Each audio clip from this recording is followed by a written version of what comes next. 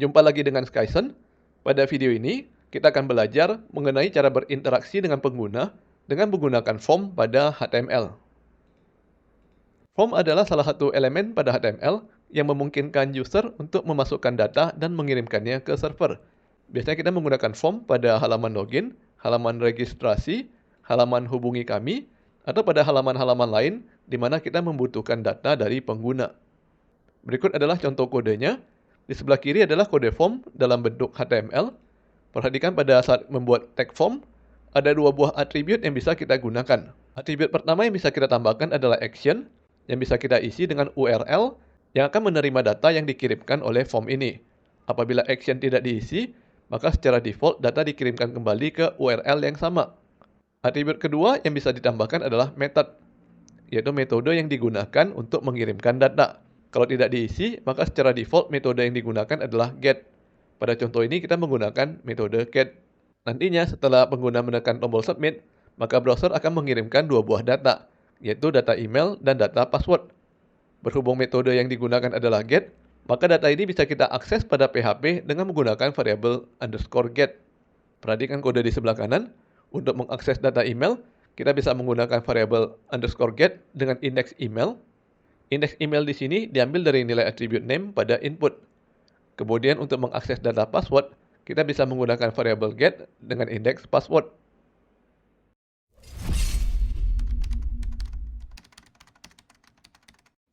Agar lebih jelas kita coba prakteknya.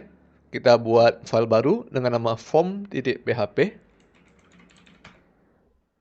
Di dalam file ini kita akan membuat form.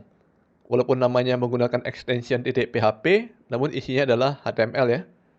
Jadi pertama kita ketik dahulu HTML.25 untuk menuliskan boilerplate.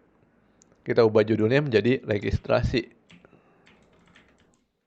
Di dalam body kita tambahkan tag H1 untuk menuliskan judulnya, yaitu registrasi. Setelah itu kita buat tag form.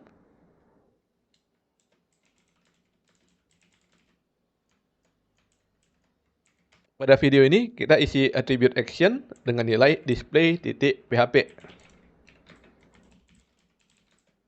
Artinya nanti data form akan dikirim ke file display.php yang pada saat ini masih belum ada ya. Nanti akan kita buat. Kemudian kita tambahkan lagi atribut method dengan nilai get. Kita tambahkan tag input untuk menerima data dari pengguna. Tag pertama kita beri nama email. Kemudian kita buat lagi tag input kedua dengan nama password. Kita simpan dan kita coba lihat hasilnya di browser. Kita tambahkan nama filenya yaitu form.php. Sekarang kita memiliki dua buah kotak yang bisa kita gunakan untuk memasukkan data email dan password. Namun kedua kotaknya berada pada baris yang sama ya. Untuk memisahkan kotaknya menjadi dua baris, kita tambahkan tag br yang berada di antara kedua input. Berhubung jaraknya masih kurang, kita tambahkan satu lagi ya, tag br-nya. Nah, sekarang masalahnya tidak ada keterangan yang menjelaskan kotak ini kegunaannya untuk menyimpan apa. Jadi sebelum tag input yang pertama, kita tambahkan dahulu kata email. Sedangkan untuk kotak kedua, kita tambahkan kata password. Nah, sekarang perhatikan, tulisan email dan password ini adalah tulisan biasa ya. Kalau kita arahkan kursor mouse ke atas tulisan email, maka kursor berubah menjadi seperti huruf I. Dan kalau tulisan ini kita klik, maka tidak terhubung ke kotak input. Untuk memperbaiki hal ini, kita bisa tambahkan tag label.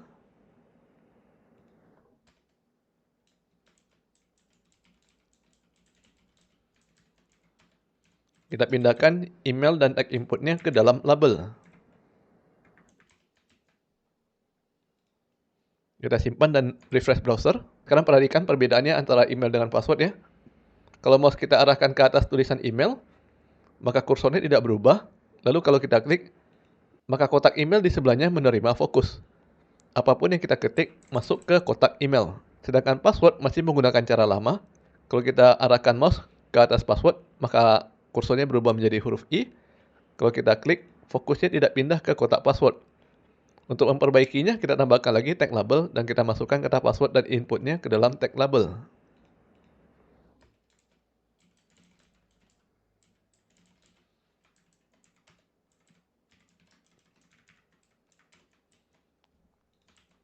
Nah, sekarang password sudah seperti email ya.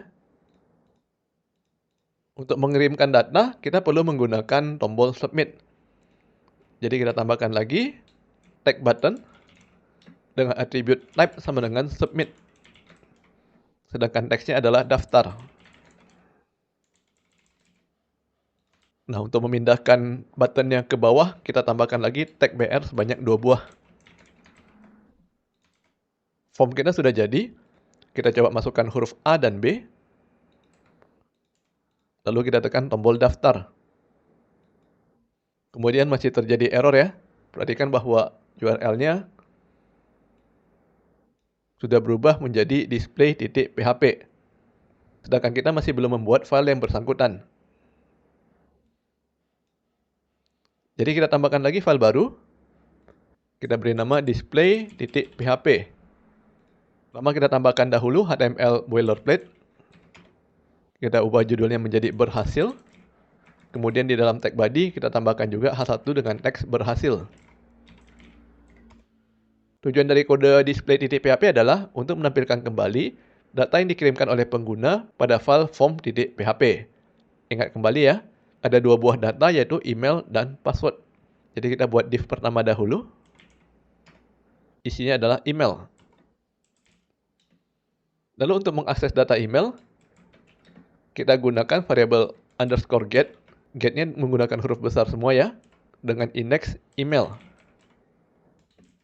Nilai index ini adalah nilai dari attribute name pada tag input sebelumnya. Yang ini ya, email.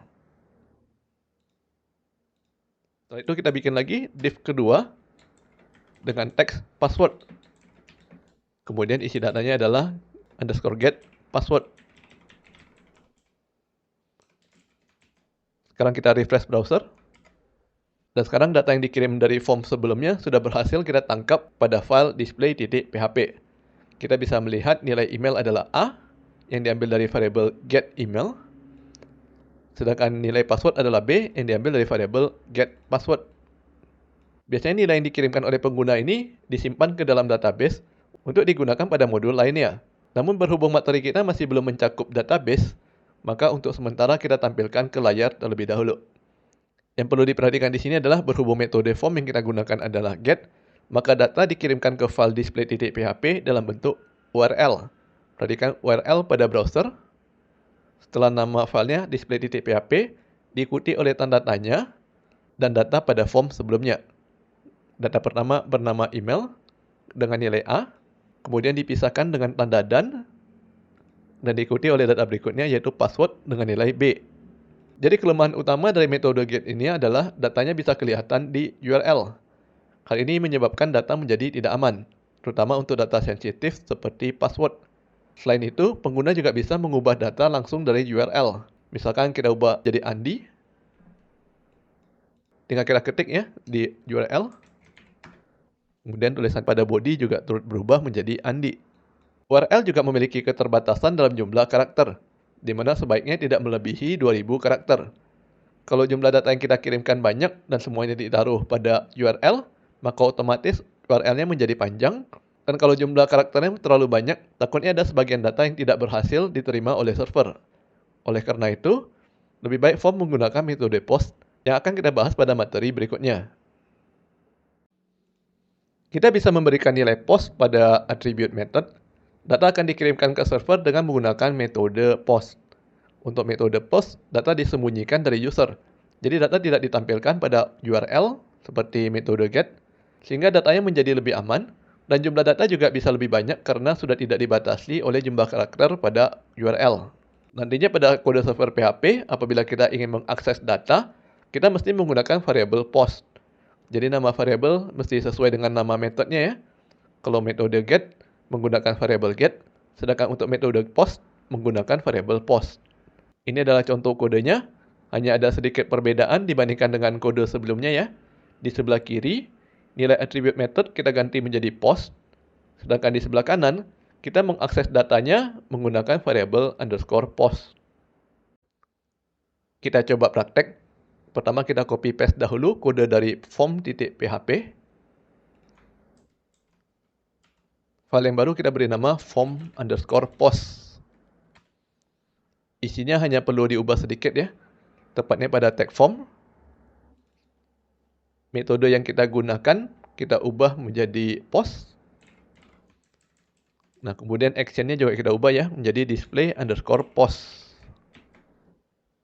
Kemudian kita copy paste juga kode display. Kita ubah namanya menjadi display_post.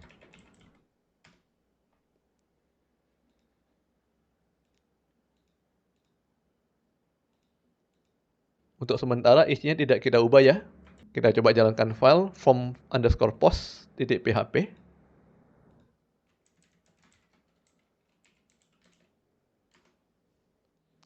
Kita coba isi email, misalkan skyson@gmail.com. Kemudian passwordnya adalah admin123. Kita tekan tombol daftar.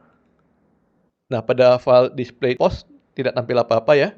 Mengapa? Karena di sini kita mengakses data form menggunakan variabel get. Sedangkan metode form adalah post. Jadi di sini mesti kita ubah dahulu ya. Nama variabelnya menjadi post. Barulah kita bisa mengakses datanya. Kita simpan dan refresh browser. Nah, perhatikan kalau kita menggunakan metode post, pada saat kita refresh, browser mengeluarkan warning bahwa data form mesti dikirim ulang. Kita mesti tekan dahulu tombol continue. Nah, sekarang kita baru bisa mengakses data yang dikirimkan oleh form. Perhatikan bahwa tulisan URL-nya tidak disertai dengan data dari form ya. Sehingga datanya menjadi lebih aman. Biasanya untuk formulir yang mengandung data sensitif, lebih disarankan menggunakan metode post. Oke, sampai di sini dulu video kita kali ini. Sampai bertemu lagi di video berikutnya.